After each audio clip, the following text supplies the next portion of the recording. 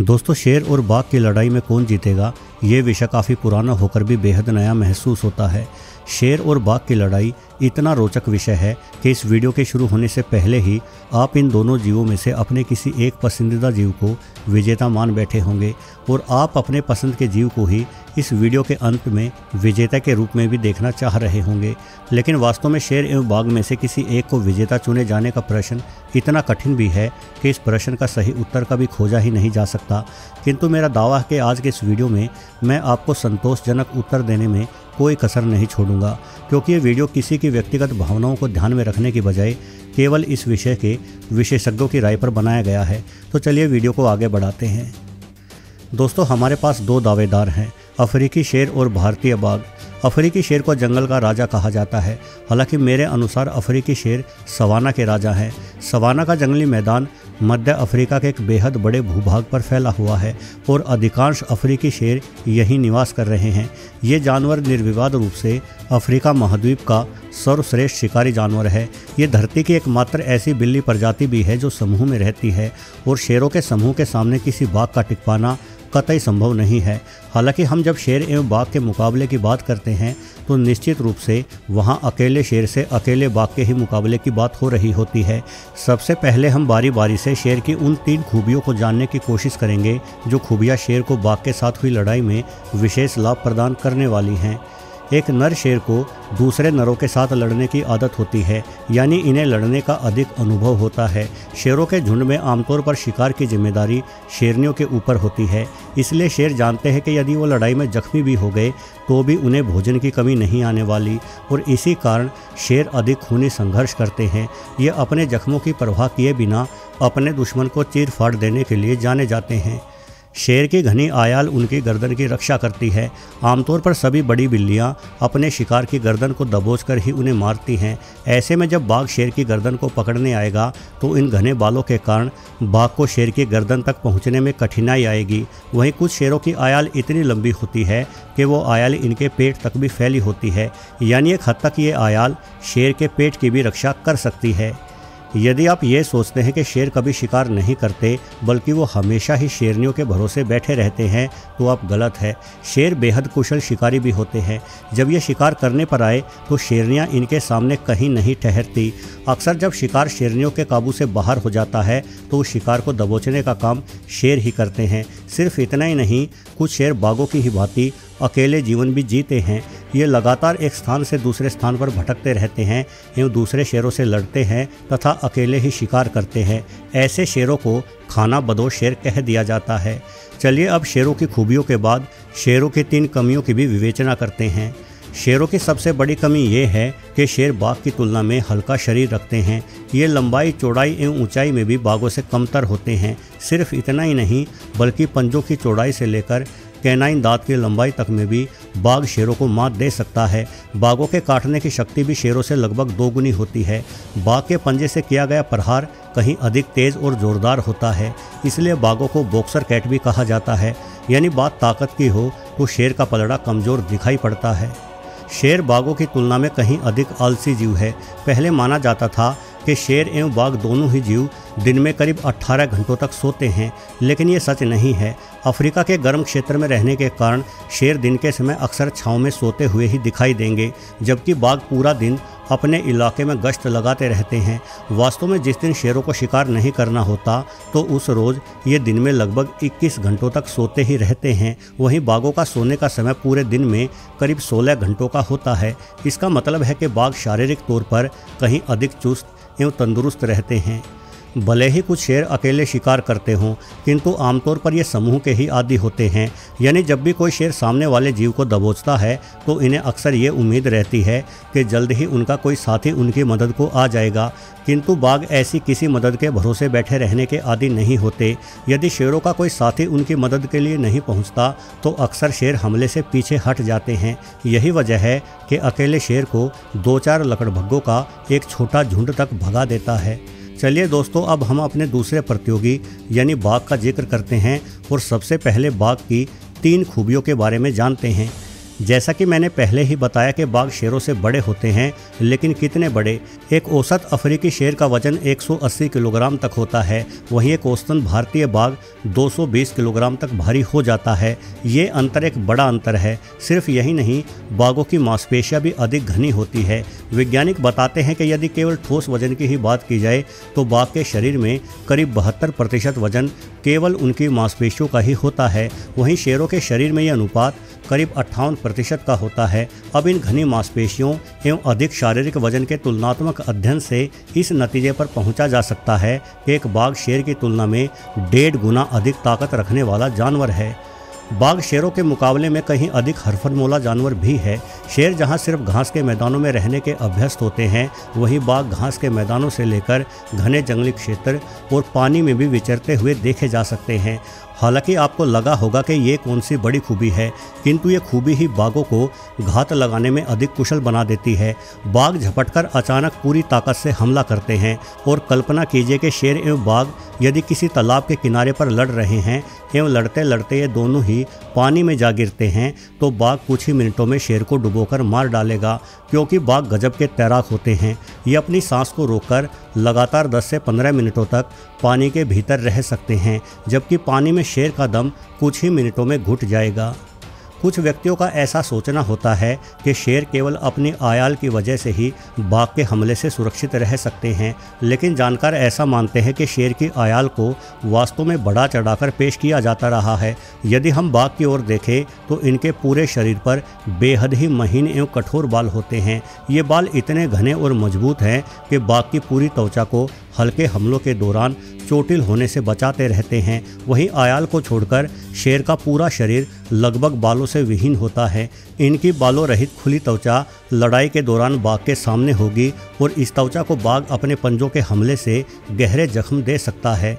चलो अब बाघ की कमियों के बारे में भी छानबीन करते हैं। बाघ छुपकर शिकार करने वाला जीव है। ये घने जंगलों में दुबके रहते हैं और अचानक से झपटते हैं। इसका मतलब है कि बाघ आमने सामने की लड़ाई करने में उतने अभ्यस्त नहीं होते जितना कि शेर। अकेले रहने की वजह से इन्हें शिकार भी अकेले ही करना पड़ता है, जिस वजह से बाघों के भीतर गंभीर लड़ाइयों से बचने की मानसिकता विकसित हो चुकी है, क्योंकि वो जानते हैं कि यदि वो घायल हो गए तो शिकार नहीं कर पाएंगे। जबकि शेर खुद के घायल होने की परवाह क्यों करेंगे, क्योंकि भाई उनके लिए भोजन का बंदोबस्त शेरनियां जो करती हैं। मतलब बाघ एवं शेर की लड़ाई के दौरान बाघ में आत्मविश्वास उतना नहीं होगा जितना कि शेर में होगा। सामने की ओर से देखने पर अपने मुंह के आसपास लहलाते बालों के कारण छोटा होने के बावजूद भी शेर बाघ की तुलना में कहीं अधिक बड़ा जानवर दिखाई पड़ता है, जिस कारण से बाघ को ऐसा लग सकता है कि उसका विरोधी उससे कहीं अधिक विशाल है और बाघ मैदान से पीछे हट सकता है।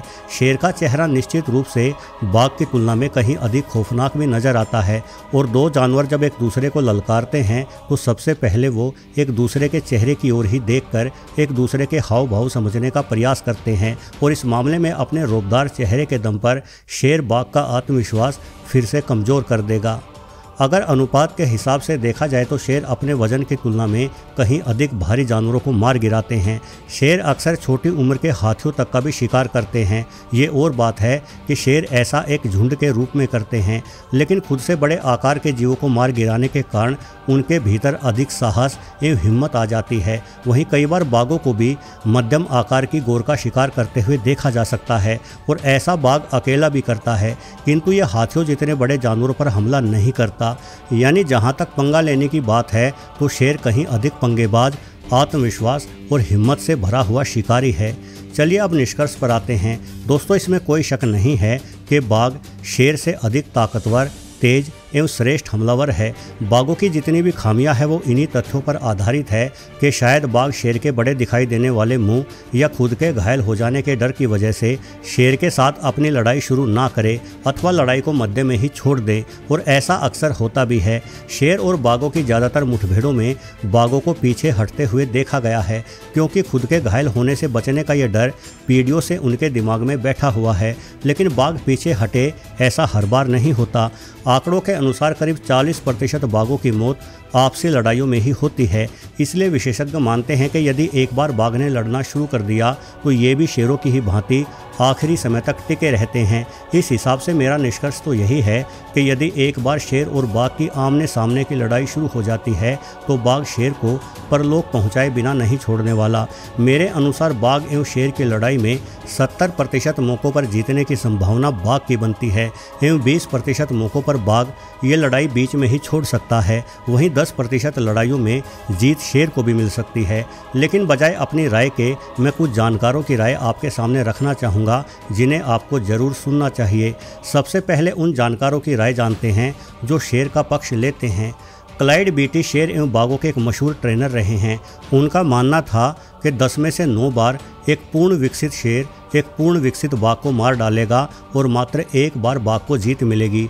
उन्होंने उल्लेख किया है कि जब वो एक सर्कस के लिए शेर और बाघों को तैयार करते थे तो अक्सर ये दोनों जानवर आपस में उलझ जाते थे। उनके अनुसार उनके सामने ही करीब 25 बार शेर एवं बाघों की आपसी लड़ाई हुई, जिसमें से 20 बार शेरों को विजय मिली। भारत के प्रसिद्ध प्रकृतिवादी और संरक्षणवादी कैलाश सांखला ने अपनी पुस्तक टाइगर में लिखा है कि गहरी आयाल के कारण बाघ शेर के कोमल अंगों तक नहीं पहुंच पाएगा, जिस कारण बाघ परेशान हो जाएगा और इस लड़ाई को छोड़कर भाग जाएगा। कैलाश ने एक भारतीय राजा द्वारा शेर एवं बाघ की लड़ाई करवाए जाने का भी उल्लेख किया है और कैलाश के अनुसार इस लड़ाई में शेर ने बाघ को मार डाला था। अब उन जानकारों के विचार भी जान लेते हैं जो जानकार बाघ का पक्ष लेते हैं। दक्षिण अफ्रीका में लोंडोलोजी नामक एक प्राइवेट रिजर्व पार्क है जिसके मालिक है जॉन वर्टी। उनका कहना है कि मैंने कभी शेर और बाघों को तो आपस में लड़ते हुए नहीं देखा, किंतु मैं इस बात की गारंटी देता हूं कि शेर कभी भी बाघ के सामने नहीं टिक सकता।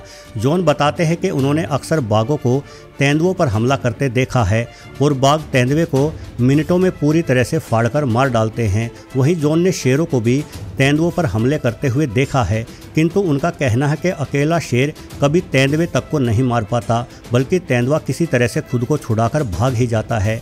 अब जब शेर तेंदुए तक को नहीं मार पाते तो फिर भला वो बाघ के सामने कहाँ टिक पाएंगे। टाम्पा, जो कि फ्लोरिडा का एक पशु बचाव संगठन है, के अधिकारी बताते हैं कि हालांकि शेर और बाघ की लड़ाई में आकार, उम्र और आक्रामकता ही विजेता को चुन पाएगी, किंतु अधिकतर हमलों में बाघ ही जीतने वाला है।